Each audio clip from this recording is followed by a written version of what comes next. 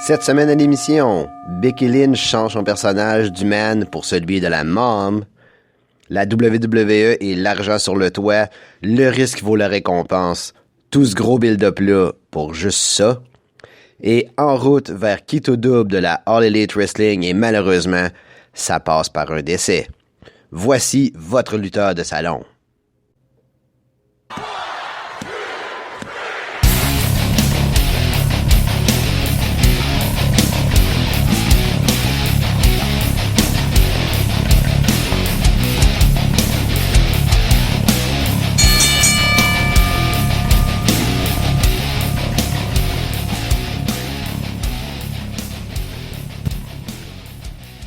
Bienvenue au Lutteur de Salon, votre podcast de lutte francophone. Mon nom est Carl et je serai avec vous aujourd'hui pour parler de tout ce qui se passe de gros cette semaine dans l'univers de la lutte professionnelle.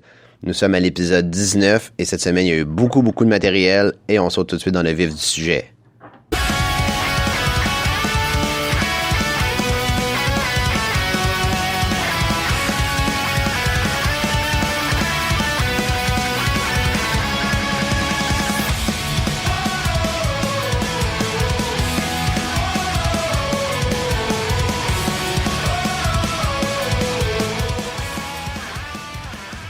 Donc, comme plusieurs parmi vous en ont déjà entendu parler, Becky Lynch quitte la WWE pour au moins 9 à 12 mois. Donc, The Man n'est plus. Il est remplacé par son nouveau personnage, The Mom. Et The Mom, c'est que Becky Lynch est enceinte. Donc, elle va avoir un petit messie. Donc, si vous le saviez pas, le père est Seth Rollins. Donc, Becky Lynch nous quitte. Je pense que c'est une bonne chose. Pas parce qu'elle était pas intéressante, mais parce que son personnage faisait du surplace. Et quitte à perdre la ceinture d'une façon ridicule, moi je pense que Asuka aurait été une bonne candidate. Mais par contre, comme j'avais dit la semaine passée, j'espérais qu'Asuka gagne le Money in the Bank.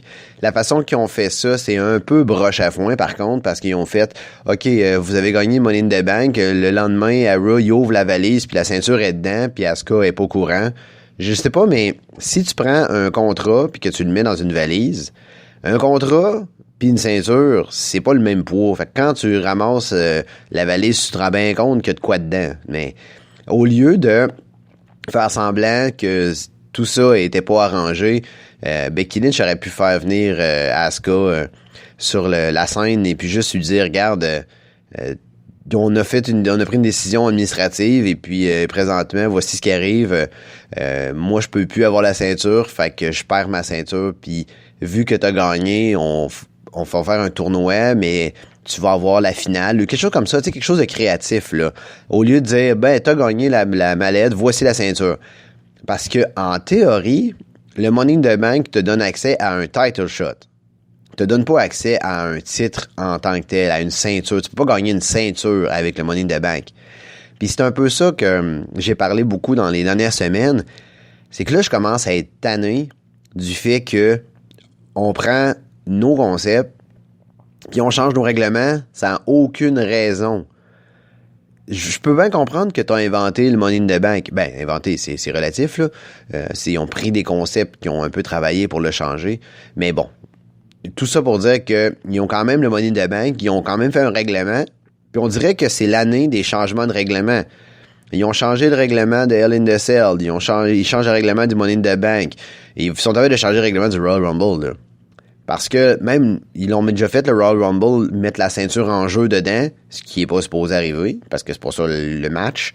Donc, c'est ça que je trouve déplorable, c'est que tu changes tout le temps les règles pour que ça t'adonne. Ça aurait été quoi de faire un tournoi pour cette ceinture-là ou faire un tournoi pour fusionner les deux ceintures ou whatever, peu importe comment tu t'organises, faire de quoi d'intéressant pour que cette ceinture-là revienne valable, mais revienne au premier rang, dans le fond, des ceintures. Est-ce que on est encore à l'étape d'avoir deux ceintures, c'est-à-dire une ceinture de gars, une ceinture de filles, et puis, tu sais, ça, c'est les deux champions. Moi, je pense que on serait rendu là. On n'a plus besoin de 4 ceintures, c'est-à-dire 2 champions de gars et 2 champions de filles par émission. Je pense que ça va être le temps des fusionner. Ça va être le temps d'avoir un vrai champion gars et un vrai champion fille. Donc, j'aime bien ce que Becky Lynch a fait durant son règne, mais par contre, ça a été un règne, disons-le, un peu fade. Et ça, c'est toujours en fonction des aspirants. Si tu prends un aspirant comme, justement, Becky Lynch a eu au début de sa run avec Lacey Evans, elle a fait une rivalité de, je pense, 4 mois contre Lacey Evans, qui était d'un intérêt absolument de zéro. Et ça, les gens le savent, les gens le vivent, et en arrière-plan, tu dois te dire, oui, je veux bien pousser cette personne-là.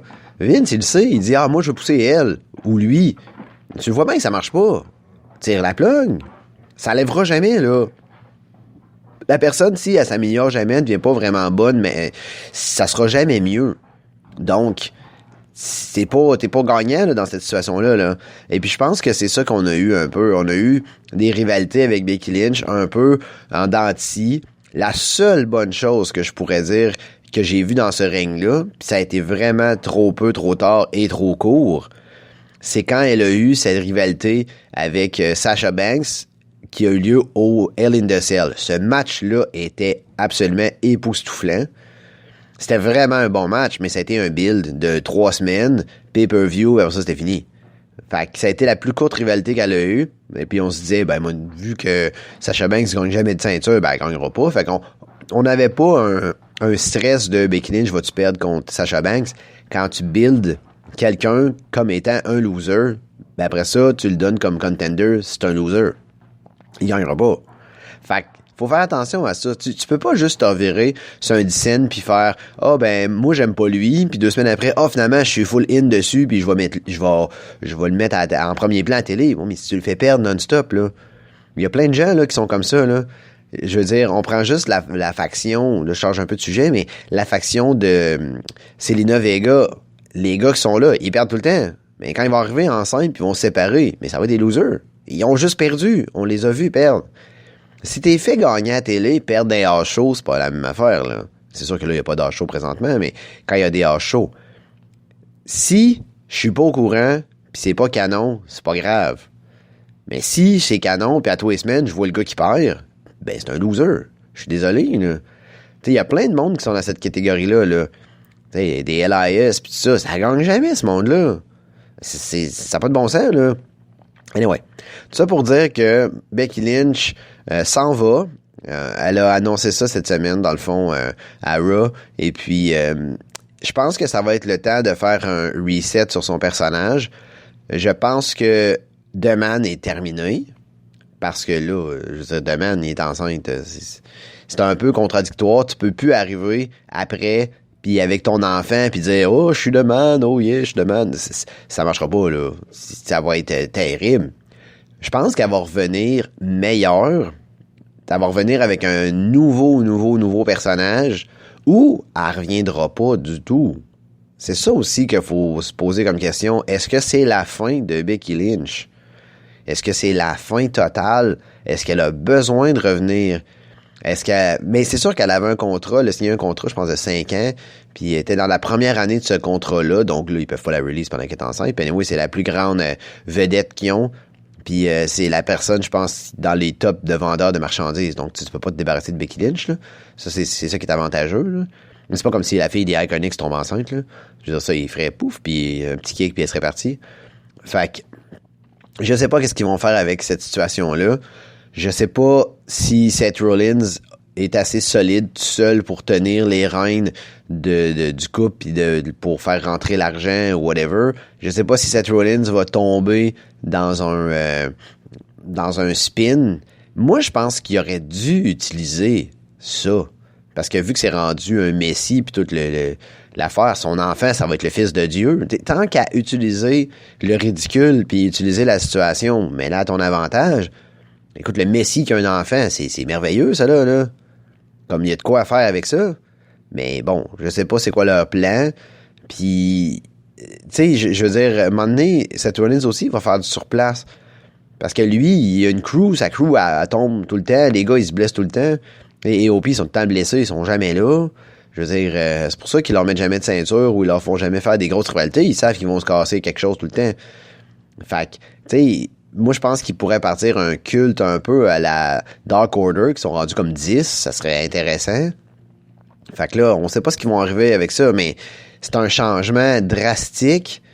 Je pense que ça l'enlève un peu du merveilleux de la chose, le fait que Asuka ait pas gagné la ceinture. Elle l'a eu gratis. Ça me dérange énormément.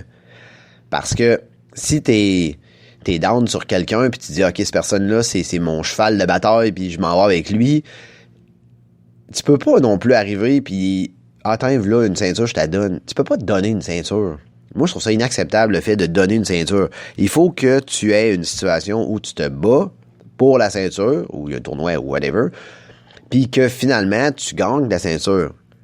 Tu peux pas avoir un don. Ça n'a pas de sens. Ça donne aucune crédibilité. Parce que là, après ça, Asuka, elle arrive. Comment t'as gagné la ceinture? Ben, ils me l'ont donné. Comme, oui, elle aurait pu faire un cash-in, puis gagner la ceinture. Ça aurait été quoi de faire un cash-in de une seconde sur Becky Lynch? Oui, je comprends qu'elle est enceinte, mais tu sais, ça aurait été stageable. Tout se fait, là. Je veux dire, c'est un show qui peut être pré-tapé, là. Il y a plein de choses que tu peux faire, là. Plein d'éléments, là. Tu sais, tu peux arriver, là, mettons, là, tu fais le match, là. J'envoie ça comme ça dans les heures. Elle fait un run-in pendant le match, tu mets un stun double, elle pin, puis après ça, tu remets Becky Lynch pour vrai. Puis that's all, c'est fait, là. Je veux dire, ça se fait, c'est super simple. Becky Lynch, elle perd pendant son entrevue. Tu sais, ça l'aurait pas affecté, Becky Lynch, de perdre la ceinture sur un cash-in. Elle aurait pas perdu de force, elle aurait pas perdu de valeur. Parce que y a pas personne qui perd sur un cash-in de Money in the Bank puis se fait traiter de loser après. Ça arrive pas, là. Tu sais, fait que tu peux pas faire une situation puis dire OK, je te donne la belt. Mais je suis vraiment zéro d'accord, puis je pense que Asuka a perdu des points malgré elle dans cette situation-là, le fait de se faire donner la ceinture. Puis elle va la défendre, oui, ils vont lui donner probablement une bonne première défense, mais quoique le problème avec la WWE, c'est qu'ils comptent pas ça comme ça. Et les défenses ne sont pas importantes. Ils sont pas comptabilisés comme la New Japan le fait. La New Japan, c'est vraiment une stats. T'es champion, t'as tant de défenses de fait. Puis tu sais que ça, c'est la première, la deuxième. D'habitude, t'en as comme 3-4 par année, des défenses, là. Fait qu'ils valent quelque chose. Ils ont une valeur. Tu peux pas défendre ta ceinture dans un show à la télé. Dans un hors-show, ça arrive jamais, là. Fait que c'est pour ça que je trouve ça dole, le fait que, justement, elle ait reçu la belt gratuitement. Est-ce que ça va mener à une autre histoire? Est-ce que ça va faire un split entre les Kabuki Warriors? Je le sais pas où est-ce que ça s'en va, mais je voulais juste prendre le temps de rendre hommage à Becky Lynch pour ce qu'elle a fait et puis lui souhaiter bonne chance dans sa maternité. Et j'espère qu'elle va donner un petit messie à Seth Rollins ou une petite messie, dépendant. Fait que c'était pas mal ça pour Becky Lynch. Bonne chance et j'espère qu'on va la revoir dans un avenir futur. Money, money, money, money, money.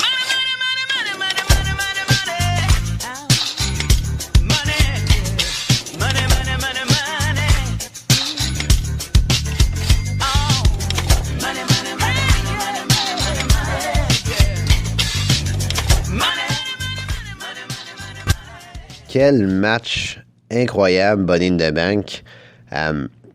Je sais pas quoi penser. Sérieusement, j'ai vu le match. Je l'ai écouté du début à la fin. Moi, je pensais qu'elle allait le splitter au travers de toute l'émission pour montrer que ça prenait comme 2 heures grimper en haut du building. Finalement, ils n'ont pas fait ça comme ça. Ils l'ont fait d'un one take. Goffé en même temps. Où est-ce qu'ils se croisaient une couple de fois. Il n'y a pas personne qui a pensé prendre une carte du building avant pour savoir où est-ce qu'il s'en allait. Fait que ça, c'est un peu ridicule. Puis l'autre affaire non plus, j'ai pas compris, c'est pourquoi ils ont pas juste pris l'escalier de service puis monté les 7 étages puis se rendre jusqu'au toit tout de suite en courant. Ça, j'ai pas compris non plus. Donc, j'ai fini le match. Je me suis posé la question. Est-ce que j'ai aimé le match? La réponse était non. Est-ce que j'ai détesté le match? La réponse était non. Donc, je me suis dit, c'était correct. à cause du fait qu'il y avait eu un street fight tout simplement extraordinaire la semaine avant, puis que ce match